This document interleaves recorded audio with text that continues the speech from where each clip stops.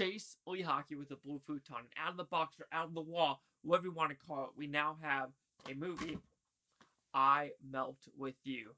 Are you going to melt into this movie? Is it a silky, smooth melt? Or is it a chunky macaroni and cheese melt? Like Velveeta's fake cheese? Let's find out.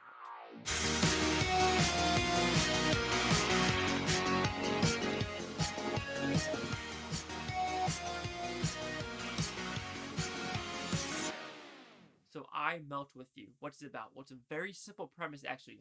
Four dudes, known each other since college, and you know what they're going to do? They're every year go to the Big Sur, I believe, and party like it's 1999. But little do they know, they made a pact 25 years ago, and if they are not living the lives they want to live, they're going to themselves. They're going to themselves. Do they do it? Is this movie good? Okay. This is a very chaotic movie. If you don't like stuff centered, if you want wide shots, if you want cohesiveness, this is not the movie for you. And if you don't like that style of filmmaking where the camera is automatically shaking, or like I said, it's not center focus, you're not going to like this movie, because that is how the cinematography is supposed to be with this movie, of flashing lights, flashing imagery. Just nothing is cohesive in this movie, or coherent, or cohesive and coherent, actually, with a movie like this. And with a movie like that, it either could go negative, or what the storyteller is trying to do, and actually improve the storytelling. I think that actually helps that that just the chaoticness helps the story and what it is trying to portray with these four dudes that are about to kill themselves. You have Rob Lowe, Thomas Jane, Jeremy Piven, and I do not know the fourth one. The fourth guy is Christian McKay.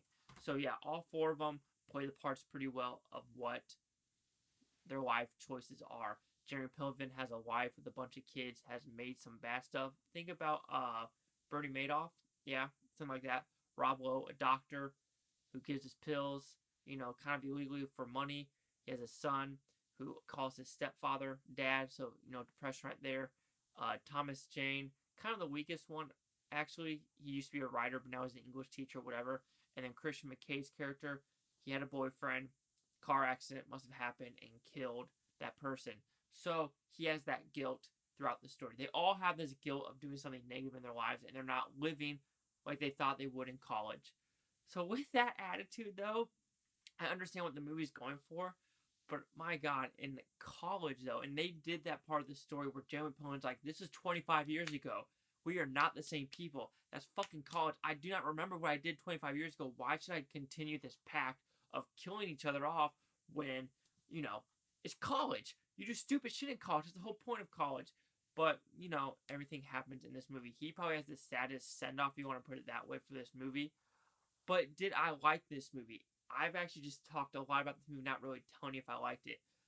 The first half has a pacing issue. It is very slow. You're trying to figure out what they're trying to do, especially with this party scene where these college kids come up, and there's a very good dialogue scene with Jeremy Piven and one of the characters, and the character's like, yeah, this guy is making a huge house in front of my mom's, and we're trying to sue, but nothing's happening, and he wants a helipad, and Jeremy Piven was like, who are you to tell this person what they need and don't need? And of course, this kid's almost like a socialist of like, oh, he doesn't need it. Some people don't need. People don't need so much shit. And Jim was like, who the fuck is paying for your college? Who the fuck is paying for your house? And he's like, mommy and daddy. That scene was almost like pitch fucking perfect of where we're at today. Because I think this movie came out in 2011. So it is a 11-year-old movie. And you know what? We are like that in today's day and age where they're like, you don't need this, but I need help from mommy and daddy, and they're paying for everything. And you're just like, how about you work for something? Fucking work for something. And I know that's kind of the underlying message of this is go for your dreams and,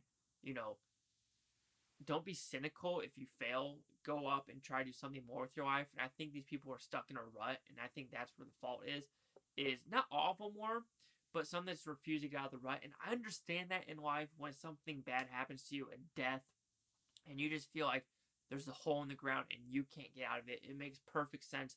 I know for a fact some of these characters have better backstories than others of like what you could believe in and everything like that. But overall, I melt with you. I do think it is a positive movie for the style of filmmaking. It is chaotic and that extremely works for this type of movie, what it's trying to do. It's very different. Like I said, if you don't like those type of movies where everything is focused, centered on the character, cohesiveness, non-chaotic, you will not like this movie because it's very chaotic. Cameras going everywhere. There's flashes of imagery everywhere. Your face is this close to the camera, guys. You're like, huh? Pay attention to me. That was like a throat thing. Anyway, I'm out with you. I think it's worth a watch, but there is pacing issues. There is some story issues. And some of the stuff you're just like, grow up a little bit because it is college. You're really going to hold yourself to something you said 25 years ago in college. People fucking change, man. Anyway, I Met With You will receive a 3 out of 5 with Futons, which equals that 60%. So see the Critics News scores gave this one, and I'm going to guess it is not a good. Oh, shit nuggets. 16% critics with 45 of them. Audience score 43% with 1,000. Here's critic consensus. Presenting itself as profound while relying entirely on shock factor, I Met With You subjects its audience to a an atrophic marathon of bad behavior that is as fun as a midlife crisis. This movie's not supposed to be fun. Like, yeah, there's a lot of drugs and something. That was like the first hour. This whole movie has drugs and alcohol in it. So, also, if you don't like that kind of stuff, you're not going to like this movie. But this movie's not supposed to be fun. There's a good message somewhere in this movie. But I do like the imagery and the chaoticness of what the filmmaker and cinematographer was trying to do with this movie. So, I'm putting it over the edge for the 60%. So anyway, do you agree with the 16, the 43, or the 60? Chase like with the Blue Futon. Like, comment, subscribe. Let me know what you think about this Blue Futon-topia, you Blue Futonians. Thank you for watching. Have a great day. And there is some unrealisticness of, like, Rob Lowe doing blow, mushrooms, and a shit ton of pills. Nah, your body... Maybe. I don't know. Maybe your body's like... I don't know, man. I just see a lot of these singers doing, like, black tar heroin. Yeah, like Philip Seymour Hoffman dying from it. One of the singers from We Came As Romans died from drug overdoses, which that is one thing I never understood. Accidental drug overdose. Did you accidentally take too much illegal substance your body wasn't supposed to handle?